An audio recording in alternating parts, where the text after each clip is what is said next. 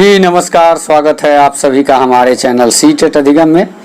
दोस्तों, आज मैं आप लोग के सामने एक अपनी ओपिनियन जो कि बहाली से संबंधित है। सभी अभ्यर्थी सीटेट दिसंबर और जनवरी जितने भी अभ्यर्थी हैं, जो भी हमारे इस वीडियो को देखेंगे, प्लीज़ इस वीडियो को लास्ट तक सुनेंगे, क्योंकि वैसी ही बातें हैं जो बहाली से संबंधित है।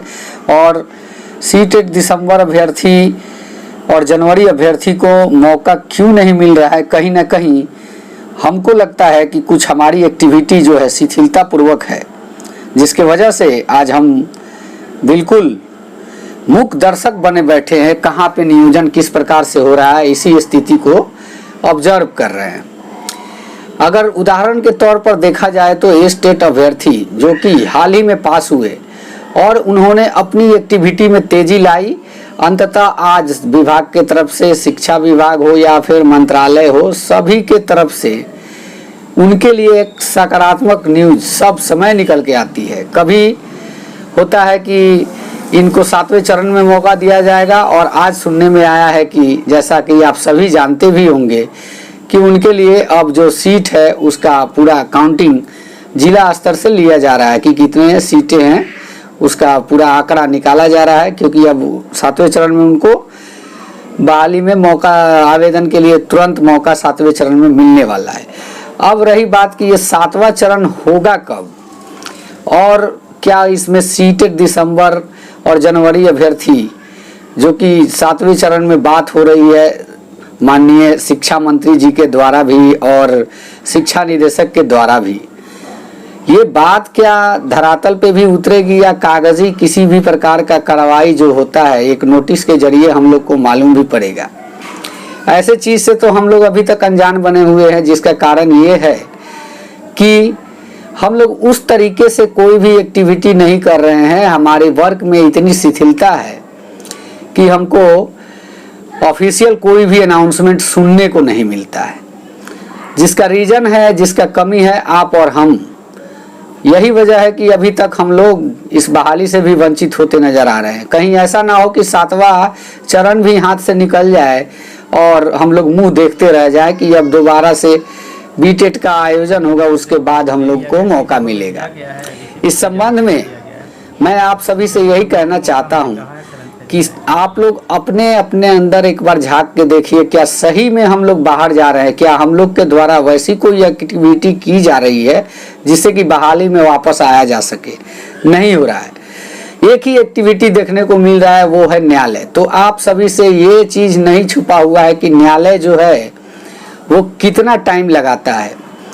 उसका जजमेंट आते आते 6ठे चरण का नियोजन प्रक्रिया हाथ से ना निकल जाए, इसके लिए इसके बीच में कुछ ऐसी एक्टिविटी करनी होगी जिसके द्वारा हम लोग को एक प्रकार से कहे तो प्रकाश में आए, लाइमलाइट में आए। हमारे कहने का मतलब यह है, जैसे कि जनता दरबार सोमवार से लगने जा रहा है, उसमें कहीं अगर हम माननीय मुख्यमंत्री के पास जाके अपने विचारों को रखें या फिर रोड पे निकल कर धरना प्रदर्शन करें, आंदोलन करें, तब जाके हम लोग लाइट में आएंगे। क्योंकि स्टेट अभ्यर्थियों के द्वारा यही सब कार्य किया गया और कानूनी कार्रवाई भी कर चुके हैं, जैसा कि आप लोग जानते होंगे।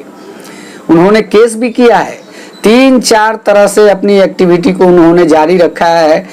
जबकि ये बखूबी जानते हैं कि मंत्रालय के द्वारा भी अनाउंसमेंट किया जा चुका है, उन लोगों के स्टेट के शिक्षा महानिदेशक जो हैं उनके द्वारा भी बैलेंस शीट का काउंटिंग का जिक्र आ गया। उसके बाद भी ये लोग एक्टिविटी छोड़े नहीं हैं।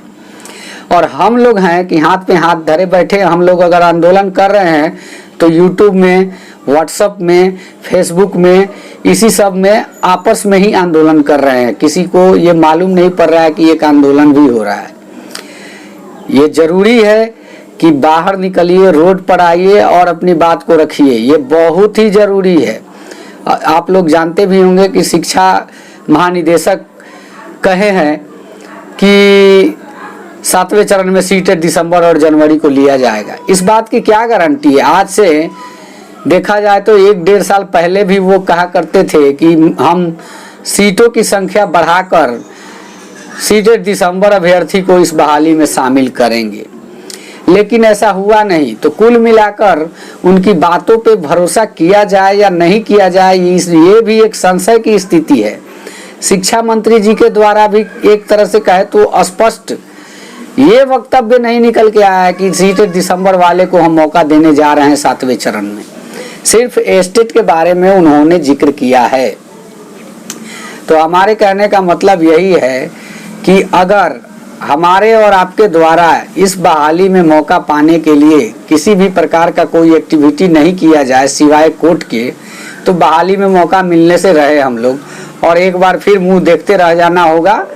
7वां चरण एस्टेट करा के निकल जाएगा, उसके बाद देखते रहना होगा कि कब बीटेट आ रहा है, उसके बाद फिर से नियोजन का मौका आएगा और बहाली होगी। ये सब प्रक्रिया में हो सकता है कि 2-4 साल टाइम लगे, और 2-4 साल टाइम लगे तो ये कोई ज़रूरी नहीं है कि आपके जो वर्तमान सरकार है वो रह ही जाए। अगर वर्तमान सरकार नहीं रहती है तो कोई गारंटी नहीं है कि जो सरकार आएगी वो आते आते आपका नियोजन ही कर दे। वो उसका नया फंडा होगा, नया फार्मूला होगा, क्योंकि सरकार बदलती है तो नीति भी बदलती है। इसलिए मैं ये बात को बड़े जोर देकर इस बात को कहना चाहता हूँ कि प्लीज़ आप लोग व्हाट्सएप, फेसबुक, यूट्यूब से निकलकर रोड पर आए और रोड पर आके ही अपनी बातों को रखें।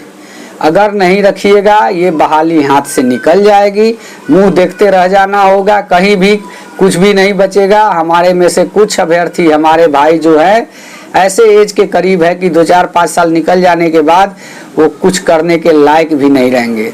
तो इससे पहले ज़रूरी है कि ये सारे कामों पर विशेष ध्यान दिया जाए।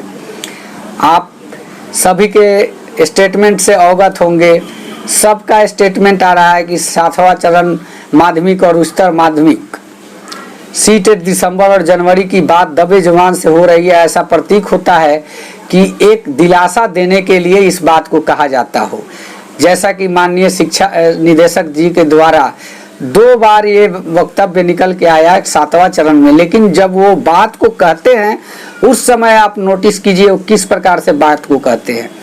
पहली दफ़ा जब कमेंट पढ़ रहे थे और बात को कह रहे थे तो उनका कहने का जो स्टाइल था, एक तरह से व्यंग्यात्मक शब्द का प्रयोग कहा जा सकता है, उसके द्वारा उन्होंने बताने का कोशिश किया कि 7वां चरण में आप लोगों की होगी। डिटेल खुल के ये बात को नहीं कहे, एक तरह से कहे तो व्यंग्यात्मक शब्द का प्रयोग करके कहे थे। दूसरी बार आज ही लाइव आकर जब उन्होंने एक अभ्यर्थी का सीटेट दिसंबर जनवरी अभ्यर्थी का कमेंट लिया, उस समय भी जिस तरह से बोले, बहुत से लोग ये भी नहीं समझ पाए होंगे कि कह क्या रहे हैं। तो कुल मिला के हमारा कहने का मतलब है कि अभी भी इन लोगों के दिमाग में यही चल रहा है कि इन लोगों को लिया जाए कि नहीं लिया जाए। ऐसे में बहुत ही आवश्यकता बन जाती है कि हमारे द्वारा कोई एक्टिविटी ऐसी की जाए जिसके चलते मौका मिले। अगर इस तरह का कुछ नहीं किया जाता है तो समझ लीजिए कि आप और हम सभी एक अंधकारमय जिंदगी जीने को तैयार रहें।